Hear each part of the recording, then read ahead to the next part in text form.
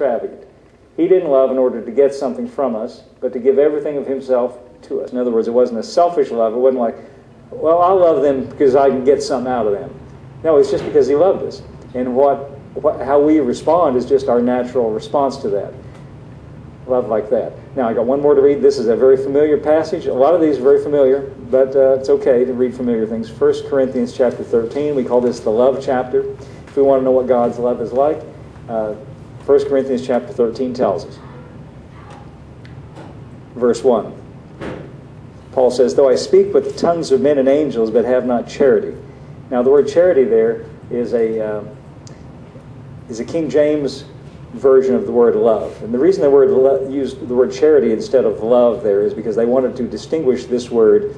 In the Greek language, it's the word agape.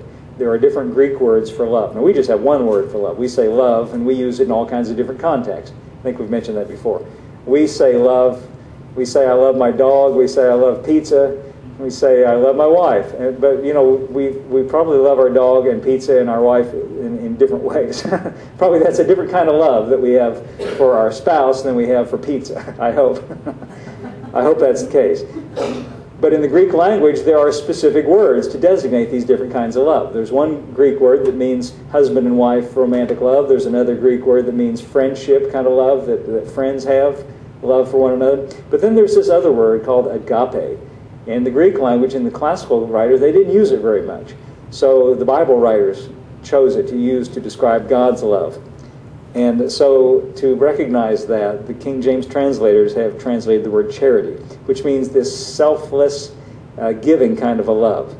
So he says, though I speak with the tongues of men and angels and have not this selfless agape love of God, I am become as sounding brass or tinkling cymbals. Now, of course, we put a lot of emphasis on, you know, a good orator or a good speaker. But he says, you know, what the real issue here is love. You don't have to be Billy Graham. You don't have to be a great speaker, because this life of selfless love is more important. Okay, next verse. And though I have the gift of prophecy and understand all mysteries and all knowledge, and though I have all faith and could remove mountains and have not this selfless kind of love, I'm nothing. Now again, those kind of things get everybody's attention. If I could, you know, if I brought somebody in here who could stand you all up and give you a word from God, we'd have the whole building full. Everybody would come to hear that. And rightly so. There's a legitimate, value in that, of course. But he's saying, you know, these kind of things that are secondary, really. What's more important is this selfless kind of love, which is the very nature of God himself. Now, he defines it in the following verses. Oh, there's one more he has to say. Verse 3. And though I bestow all my goods to feed the poor, well, that would get everybody's attention. And though I give my body to be burned, boy, that would really, you get a lot of attention doing that. In other words, if I gave everything, if I not only gave away all my goods, but my life as well, but don't have this selfless kind of love, it all accounts for nothing. See, what's most important, Paul is saying here, is not all of these things that everybody focuses on that are really secondary, but this nature of God, this selfless love that is called charity here. It's no profit to me. Now he defines it in the next few verses here. Love, and I'm going to say the word love instead of charity here, even though King James says charity. God's love suffers long and is kind. God's love does not envy. God's love does not vaunt itself, is not puffed up, does not behave itself unseemly, does not seek her own, is not easily provoked to evil, rejoiceth not in iniquity, but rejoiceth in truth, beareth all things, believeth all things, hopeth all things, endureth all things. Love, this is God's love, it never fails. Now these are good verses. It's good and very poetic in the King James, but I like the Amplified translation a little better here.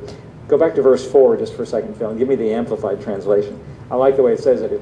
Love endures long and is patient and kind. He's saying that this love of God is like this. This is when Paul said, be an imitator of God, watch what God does and then do it. He's saying this is what it's like. This is how he is. This is what this new order of things is. Endures long, patient and kind. Never envious or boils over with jealousy.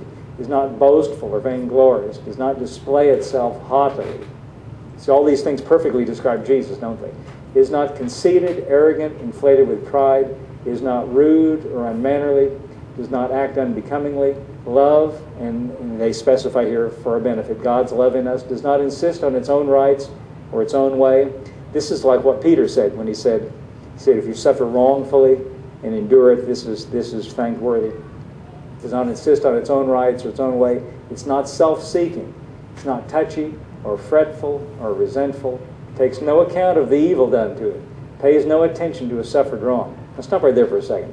Did you ever contemplate that Paul is putting this forward as God's love and for us to imitate? If this is God's love and something we're supposed to imitate, if he's asking us to do this, what he's saying is God is doing the same thing. Think about the last thing he said here.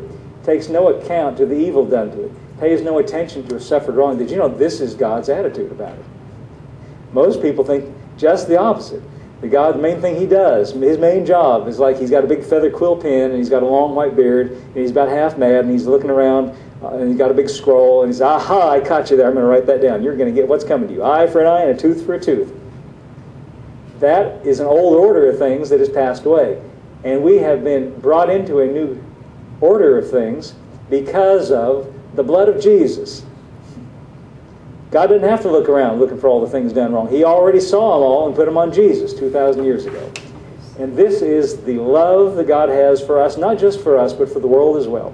It says he takes no account of the evil done, pays no attention to a suffered wrong. Now we can get really excited, and I do. It's exciting.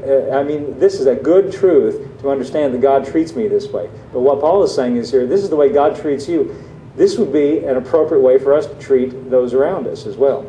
Because as I said before, not only are we going to experience this kind of love when we die and go to heaven, we're here on this earth right now and have the possibility and the capacity of letting everybody around us experience and rub shoulders with and come in contact with this heavenly kind of life if we can, as much as lieth within us, as Paul said, show this kind of life to them.